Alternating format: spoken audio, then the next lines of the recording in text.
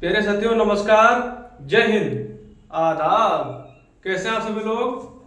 उम्मीद करते हैं आप सभी लोग बहुत अच्छे होंगे, शानदार होंगे और जबरदस्त होंगे और आप सबकी पढ़ाई बहुत अच्छी चल रही होगी, हम ऐसी उम्मीद करते हैं। और जैसा कि अभी आप सभी लोग जानते हैं कि हमारा मध्यकालीन इतिहास चालू हो गया है, जिसमें हम दिल्ली सल्तनत शुरू किए हैं और दिल्ली सल्तनत में हमने गुलाम वंश को पढ़े कल और अच्छे समझे। जैसा कि उसमें उसमें क्या बोलते हैं कि इल्तुतमिश से हमारा शुरू होना था। बाकी कुतुबुद्दीन ऐबक को हमने पढ़ लिया था अच्छे से, उसके कार्य भी पढ़ लिए थे, उसने क्या क्या बनवाया था वो भी पढ़ लिए थे। ठीक है मेरे दोस्त, तो आज हमारा क्या है मेरे भाई, आज इसके बाद हम गुलाम वंश में आता है हमारा शासक इल्तुतमिश। तो इल्तुतमिश था मेरे भाई, इल्तुतमिश को मेरे भाई गुलामों को गुलाम कहा जाता है। ठीक मेरे दोस्त, इल्तुतमिश को गुलामों को गुलाम कहा जाता है। क्यों कहा जाता है मेरे दोस्त, गुलामों को गुलाम क्यों कहा जाता है? क्योंकि मोहम्मद गोरी का भी गुलाम था और उसके बाद में क्या बोलते हैं कि कुतुबुद्दीन ऐबक के भी गुलाम था। इसीलिए क्वेश्चन बनता है कि गुलामों को गुलाम कौन से शासक को कहा जाता है, तो बोल देंगे इल्तुतमिश को। और जो कुतुबुद्दीन ऐबक था उसने अपनी राजधानी क्या बनाई थी, उसने अपनी राजधानी क्या बनाई थी, लाहौर। और इसने क्या बनाई, इसने अपनी राजधानी वहां से स्थानांतरित करके ये लाया कहां, दिल्ली, अपनी राजधानी दिल्ली बनाया। तो आज हम शुरू करते हैं आज मेरे दोस्त इल्तुतमिश।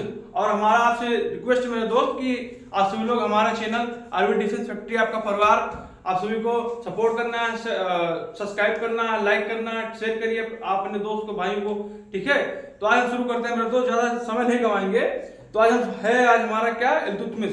तो इल्तुतमिश के बारे में पढ़ेंगे। सबसे पहले इसके कार्यकाल पूछ लेंगे। क्वेश्चन पूछ लेता है, एग्जाम में पूछ लेता है कि इसका कार्यकाल कितने से कितना तक था। तो इसका कार्यकाल था 1211 से 1236 तक। ठीक है, पहले लिख लेंगे इधर 1211 से, लिख लेंगे इधर पहले 1211 से 1236 तक। ठीक है, 1211 से 1236 तक। ठीक है मेरे दोस्त, 1211 से 1236 तक।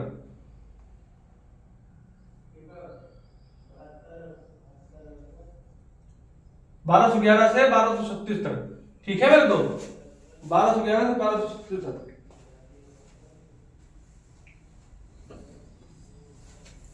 और उसके बाद में इसका कार्यकाल पूछ लेता है मेरे दोस्त, इसका कार्यकाल पूछ लेता है मेरे दोस्त कि इल्तुतमिश का कार्यकाल कितना से कितना तक है। तो 1211 से 1236 तक। ठीक है मेरे दोस्त, और उसके बाद में हम आ जाते हैं, लिखेंगे सबसे पहले इसे गुलामों को गुलाम कहा जाता था। ठीक है मेरे दोस्त, इसे लिखेंगे इधर, इसे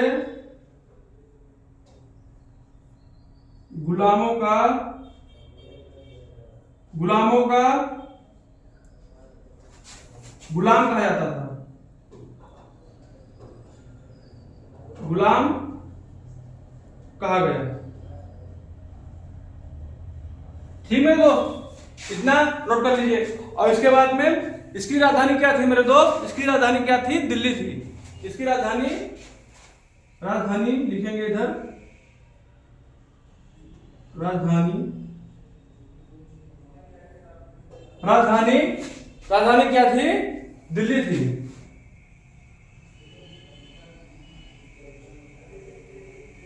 इसकी राजधानी क्या थी मेरे दोस्त, दिल्ली थी। और इल्तुतमिश को दिल्ली सल्तनत काल का वास्तविक संस्थापक कहा गया। ठीक है मेरे दोस्त, इसे मेरे दोस्त इल्तुतमिश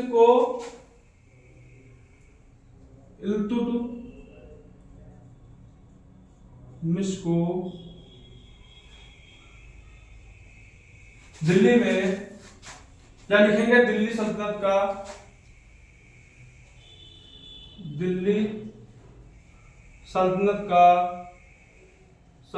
का वास्तविक संस्थापक कहा गया। वास्तविक संस्थापक कहा गया। ठीक मेरे दोस्त, इतना नोट कर लीजिए। और इसके बाद में लिखेंगे मेरे दोस्त, इसने तुर्क चहलगानी 40 सरदारों का गठन किया। क्या किया मेरे दोस्त, इसने तुर्क चहलगानी का 40 सरदारों का गठन किया और इसने एकता प्रथा चलाई। ठीक है मेरे दोस्त, इसके बाद लिखेंगे हमारा पॉइंट क्या है, इसने एक प्रथा चलाई, एकता प्रथा चलाई। ठीक है मेरे दोस्त, पूछ लेगा कि कौन सा शासक एकता प्रथा चलाई थी। ठीक है मेरे दोस्त, तो लिखेंगे इसने, लिख लेंगे इसने एकता प्रथा चलाई, एकता प्रथा चलाई।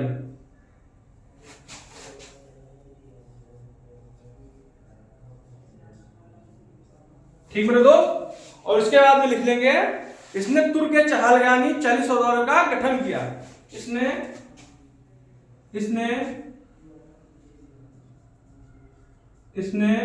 तुर्क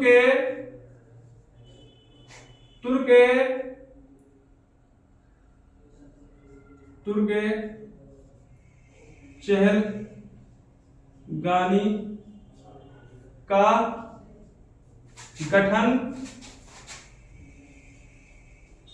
गठन किया।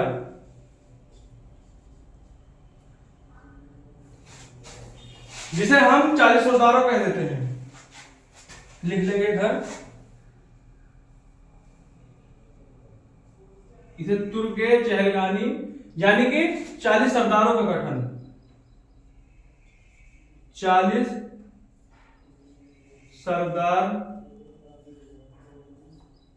सरदार का गठन।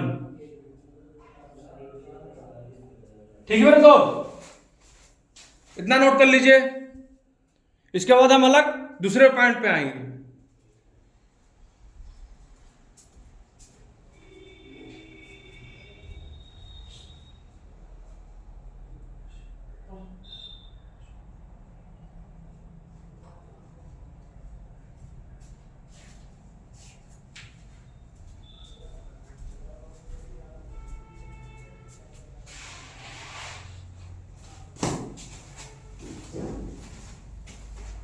इसके बाद हम आएंगे मेरे दोस्त, इसके बाद लिखेंगे इल्तुतमिश के समय 1221 में मंगोलों का आक्रमण हुआ।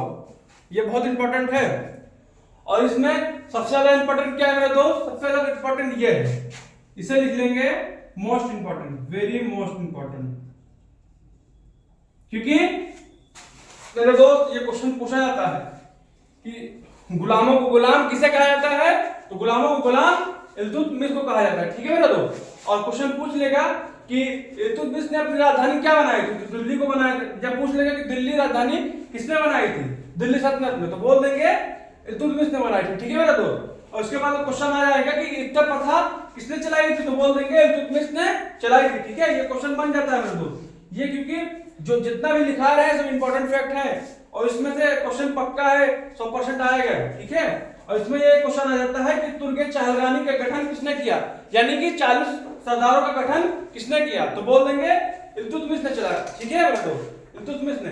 और इसके बाद में आ जाएंगे तीसरे पॉइंट पे, चौथे पॉइंट पे आ जाएंगे, बोलेंगे कि इसमें इल्तुतमिश के समय 1221 में मंगोलों का आक्रमण हुआ। ठीक है मेरा दोस्त, पहले इतना नोट कर लीजिए, इसके बाद में दूसरे पॉइंट पे आ जाते हैं।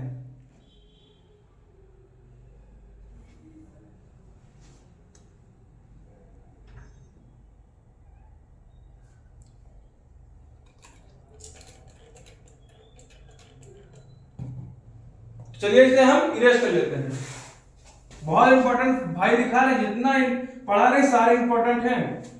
क्वेश्चन पूछ लेता है एग्जामिनर, सारे फैक्ट जितना लिखा रहे हैं सब रिपीटेड पॉइंट हैं इसमें से, और आप सब लोग साथ साथ रिवीजन भी करिए। उसके बाद में प्रैक्टिस सेट भी चलेगा तो मजा ज्यादा आएगा। फिर बाद में बोलेंगे सर ने बोला था कि सही है, भाई ने बोला था सही है, कि मतलब कि रिवीजन साथ साथ जरूरी है, बहुत जरूरी है। ठीक है मेरे बात। तो उसके बाद लिख लेंगे इल्तुतमिश के समय 1221 में, लिख लेंगे इल्तुतमिश के समय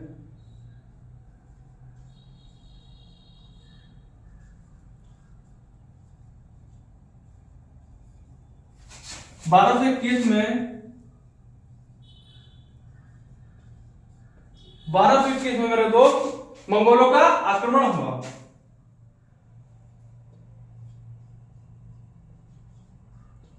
मंगोलों का आक्रमण हुआ।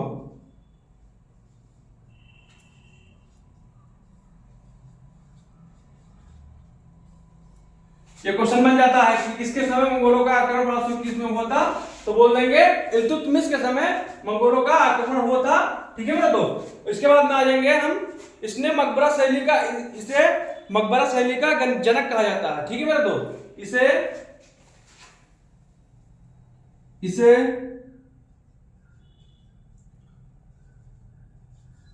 मकबरा शैली का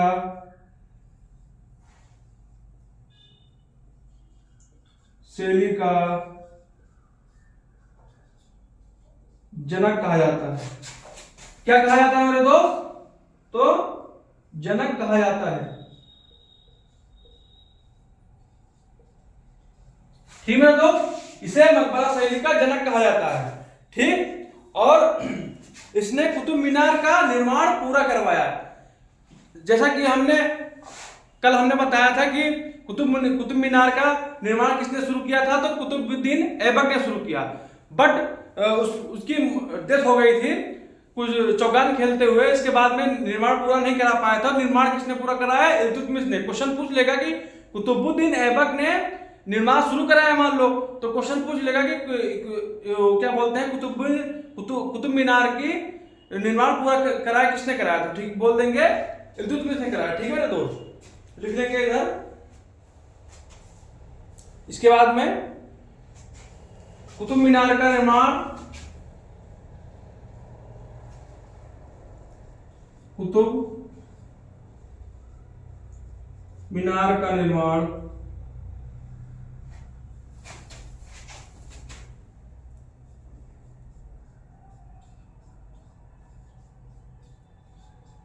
पूरा कराया है। किसने पूरा कराया मेरे दोस्त? इल्तुतमिश ने कराया।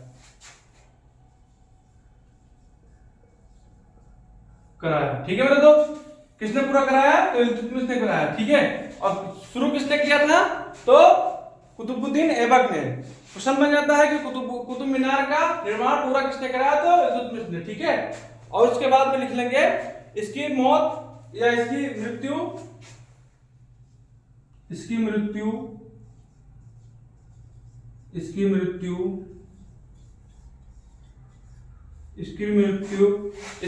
मेरे दोस्त, इसकी मृत्यु 1236 ईस्वी में हुआ।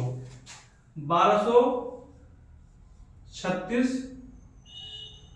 ईस्वी में हुआ। ठीक है मेरे दोस्त, और इसका मकबरा दिल्ली में। इसका मकबरा लिख लेंगे, मकबरा दिल्ली। यह स्वयं अपना मकबरा खुद बनवाया था, मरने से पहले ही बनवा लिया था। ठीक है मेरे दोस्त, अपना स्वयं मकबरा अपना खुद बनवा लिया था। ठीक है, और उसके बाद में आ जाएंगे हम इसकी बेटी रजिया सुल्तान के बारे में। ठीक है मेरे दोस्त, जिसे हम कह देते हैं तुर्की इतिहास की पहली महिला मुस्लिम शासिका थी। ठीक है मेरे दोस्त,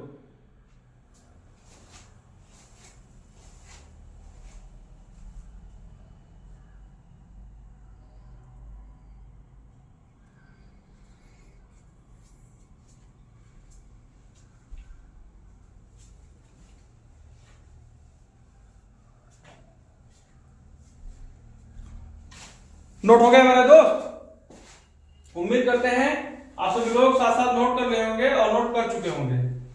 ठीक मेरे दोस्त, इसके बाद हम आएंगे रजिया सुल्तान, जो कि इल्तुतमिश की बेटी थी।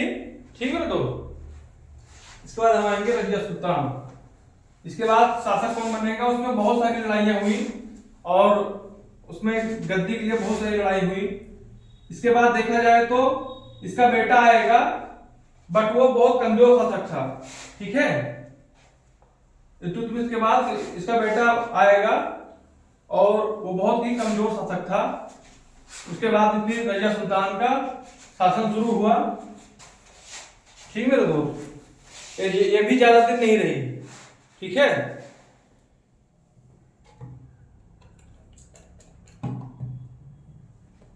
बट इतिहास में ये कभी कभी पूछ लेता है, इसका कार्यकाल भी पूछ लेता है। ठीक है ना दोस्त, इसका कार्यकाल भी पूछ लेता है, तो जैसे फिर ये इंपॉर्टेंट बन जाता है, तो यहां से क्वेश्चन बन जाते हैं। लिखेंगे रजिया सुल्तान, क्या है, रजिया सुल्तान।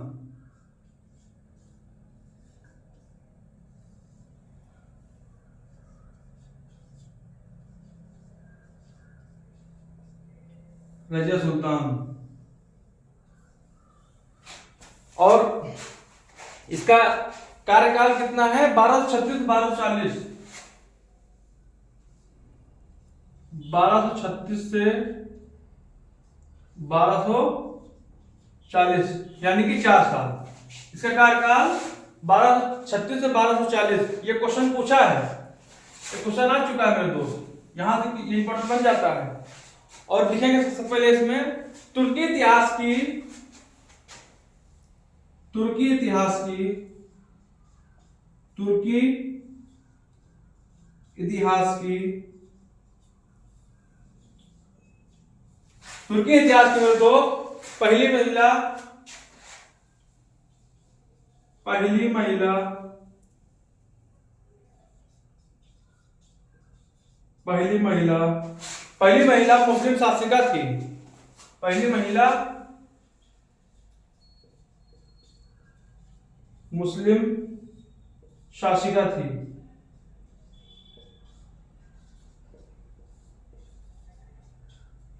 ठीक है दोस्त, ये इंपॉर्टेंट है। और उसके बाद में लिखेंगे रजिया कूला और चौगा पहनकर, रजिया, रजिया कूल्हा और चौगा पहनकर, चौगा पहनकर, पहनकर पुरुषों की तरह, पुरुषों की तरह, पुरुषों की तरह, पुरुषों की तरह मेरे दोस्त, पुरुषों की तरह मेरे दोस्त दरबार में आती थी, दरबार में आती थी।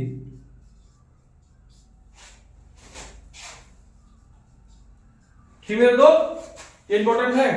और इसके बाद में आ जाते हैं, इसके बाद हमारा पॉइंट है दरबार में, जो कुछ भाई लोग जानते होंगे, दरबार में काले गुलाम अफ्रीका से आए थे जिनका नाम था याकूत। ठीक है दोस्त, इसके दरबार में काला गुलाम अफ्रीका से आया था जिसका नाम था याकूत। ठीक है मेरे दोस्त, इसके बाद लिखेंगे इसके दरबार में, इसके दरबार में, दरबार में, इसके दरबार में मेरे दोस्त काले गुलाम, काले गुलाम, काले गुलाम अफ्रीका से, अफ्रीका से, अफ्रीका से याकूत आया था, याकूत आया था।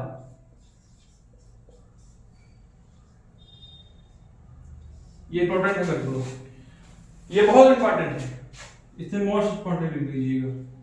ठीक है मेरे दोस्त, क्वेश्चन पूछ लेता है कि याकूत जो आया था ये किसके दरबार में आया था, तो रजिया सुल्तान के दरबार में आया था। ठीक है मेरे दोस्त, और रजिया सुल्तान ने याकूत का पद एक दिया अमीर आखूर, इसको एक पद दिया, रजिया सुल्तान ने इसको पद दिया, लिख लेंगे याकूत को, याकूत को पद दिया, पद दिया। क्या है पद, अमीर आखूर, अमीर आखूर। ठीक है मेरे दोस्त, इतना नोट कर लीजिए। ठीक है मेरे दोस्त, ये इंपॉर्टेंट है जितना लिखा है। भाई जितना पढ़ा रहे सारे सारे पॉइंट इंपॉर्टेंट हैं। इसके बाद हम आएंगे कि रजिया सुल्तान की मृत्यु कब हुई। रजिया सुल्तान की मृत्यु 1240 में हुई। स्थान क्या था जहां पर मृत्यु हुई? कैथल हरियाणा। और इसका मकबरा भी कैथल हरियाणा में है। और मकबरा लाल ईंटों से बनी थी। इसके बाद जो पॉइंट लिखवा रहे हैं मेरे दोस्त, जो लिखवाए हैं जो लिखवा रहे हैं इसके बाद हम इसके बाद जो लिखवाएंगे पॉइंट, इसकी मृत्यु वो कम से कम 3-4 बार एग्जाम में पूछ चुका है। समझिए कि बहुत इंपॉर्टेंट है। और रजिया सुल्तान के बाद नसरुद्दीन महमूद आएगा। और नसरुद्दीन महमूद के बाद में आएगा बलबन। ठीक है मेरे दोस्त। इसके बाद जो बड़ा शासक होगा बलबन होगा, जिसके बारे में कुछ लोग पढ़े होंगे, कुछ लोग नहीं जानते होंगे, तो आज हम बताएंगे। बहुत ही कट्टरवादी शासक था। ठीक है।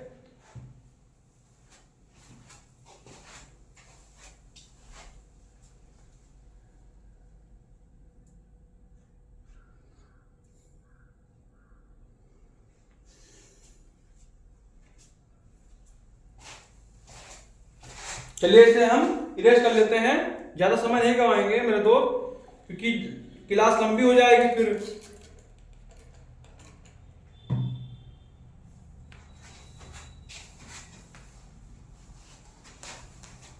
इसके बाद लिखेंगे रजिया सुल्तान की मृत्यु कब हुई। तो रजिया सुल्तान की मृत्यु 1240 में हुई थी। और इसका मकबरा कैथल हरियाणा में है और लाल ईंटों से बनी थी।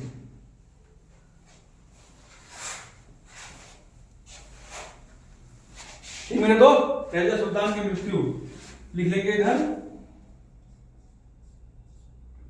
मृत्यु लिखेंगे 1240 ईस्वी। ठीक मेरे दोस्त। स्थान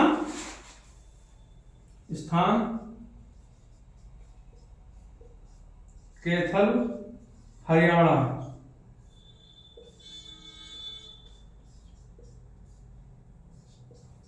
और यहीं पर इसकी मकबरा भी है।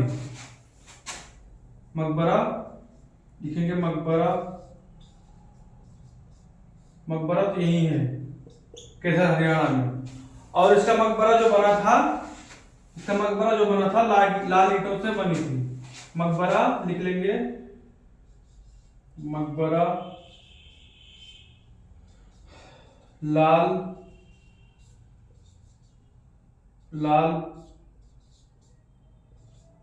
ईंटों से बनी। ठीक मेरे दोस्त। लाल ईंटों से बनी। ये इंपॉर्टेंट क्वेश्चन है मेरे दोस्त। इसके बाद आएंगे हम नसीरुद्दीन महमूद। इसके बाद हमारा क्वेश्चन क्या है मेरे दोस्त? इसके बाद हमारा जो इंपॉर्टेंट पॉइंट है नसीरुद्दीन महमूद। इसके बाद जो शासक बनेगा आएगा नसीरुद्दीन महमूद। इसमें शासक तो बहुत थे मेरे दोस्त, बट हम इंपॉर्टेंट शासक पढ़ाएंगे। ठीक है। क्योंकि कोई मतलब नहीं, जहां क्वेश्चन पूछेगा वहीं से वही हिसाब से पढ़ाएंगे, वही लेवल पढ़ाएंगे। ठीक है मेरे दोस्त। मतलब फालतू पढ़ने से क्या मतलब है? ठीक है, कोई मतलब नहीं। इसके बाद आएगा नसरुद्दीन महमूद। इसके बाद कौन आएगा मेरे दोस्त? नसरुद्दीन महमूद। इसके बाद आएंगे हम नसरुद्दीन महमूद।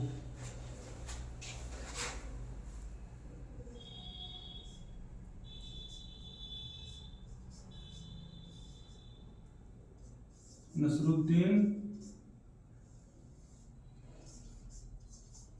महमूद। ठीक है। वो ज्यादा क्वेश्चन ऐसा नहीं पूछता है, बस थोड़ा बहुत लिख लेंगे। ये इल्तुतमिश का पुत्र था। इल्तुतमिश का पुत्र था। ठीक है मेरे दोस्त। इल्तुतमिश का पुत्र था। ठीक। और इसके बाद में लिख लेंगे, इसके बाद में आएगा कि इसे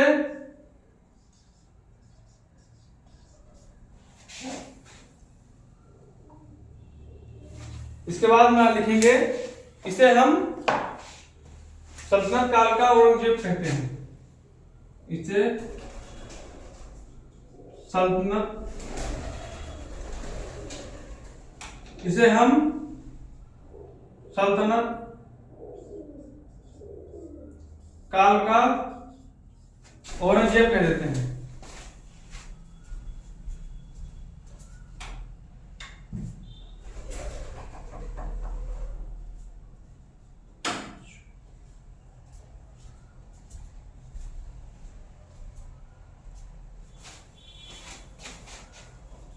काल का औरंगजेब कह देते हैं, ठीक है। तो इतना नोट कर लीजिए। इसकी मृत्यु 1265 में हुई, मृत्यु 1265 में, ठीक है मेरे दोस्त, इतना नोट कर लीजिए। इसके बाद आएंगे बलबन।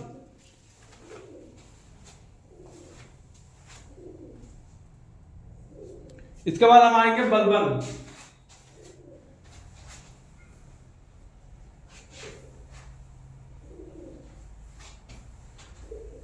चलिए इसे हम रेस कर लेते हैं। इतना काफी है ये नसरुद्दीन महमूद के बारे में, जो कि सबसे इंपॉर्टेंट क्या है इसके बाद में, हमारा सबसे इंपॉर्टेंट क्या है, बलबन, ठीक मेरे दोस्त। इसके बाद में कौन सा है, तो हमारा बलबन है।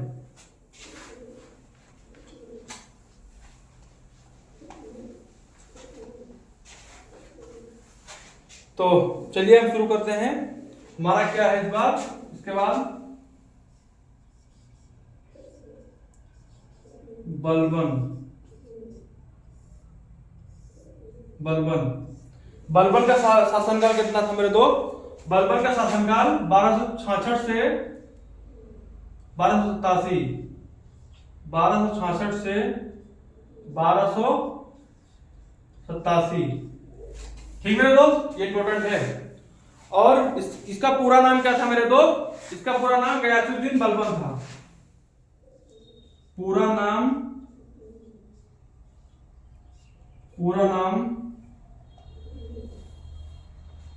इसका पूरा नाम क्या था मेरे दोस्त? तो गयासुद्दीन बलबन था।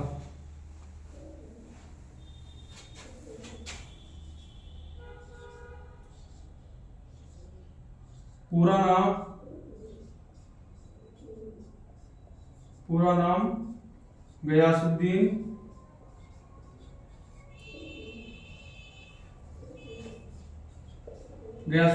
बलबन था, ठीक है मेरे दोस्त। यार स्केच बहुत खराब चल रहा है।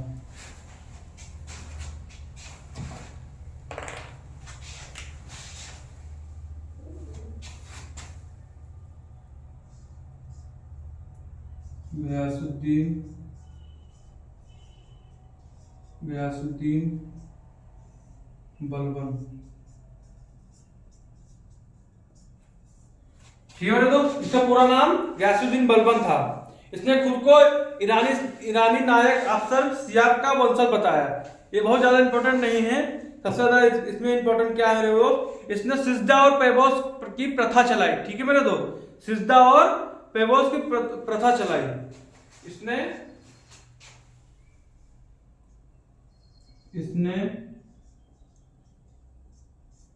सिजदा और पैबोस की प्रथा चलाई,